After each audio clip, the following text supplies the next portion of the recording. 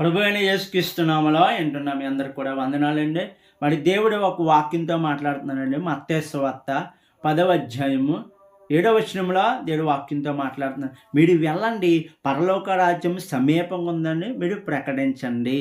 అంటే ఈ వాక్యానికి అర్థం ఏంటంటే, మరి దేవుడు అన్ని తెలియని వాళ్ళు చాలామంది కూడా ఈ లోకంలో ఉన్నారండి. చాలామంది కూడా ఈ లోక సంబంధమైన ఈ లోకమైన ఆలోచన బట్టి ప్రవర్తన బట్టిగా చాలామంది నడుచుకుంటున్నారండి. మనం ఏం చేయాలంటే పరలోక రాజ్యం సమీపంగా ఉందండి. మనం ఏం చేయాలండి, దేవుని కోసం మనం చెప్పాలి. దేవుడు మన పట్ల అనేకమైన కార్యాలు చేశాడు, అనేకమైన అద్భుతాలు చేశాడు. దేవుడు మన పట్ల అనేకమైన అద్భుతాలు కార్యాలు దేవుడు మన పట్ల చేశాడండి. అలాగే మన కోసము ప్రాణం కూడా పెట్టాడండి దేవాది దేవుడు. మనం యేసుక్రీస్తు వాడిని నమ్ముకుంటేనే మనం పరలోకం వెళ్ళగలం. యేసుక్రీస్తు వాడిని వెంబడిస్తేనే మనం పరలోకం వెళ్ళగలం. మనం ఏం చేయాలండి, ప్రకటించాలి, మనం చెప్పాలని దేవుడి విషయంలో. అలాంటి స్థితిగా మనం నడుచుకోవాలి, అలాంటి స్థితిగా మనం అనుభవంలో మనం వెళ్ళాలండి. మరి ఈ వాక్యంతో మీరు అందరూ బలపడాలని ప్రభు పేరు కోరుకుంటున్నాం.